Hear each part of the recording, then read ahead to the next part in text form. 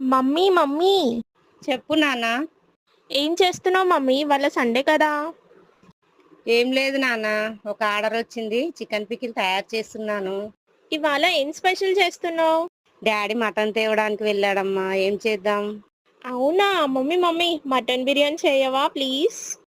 సరే చేసేద్దాం.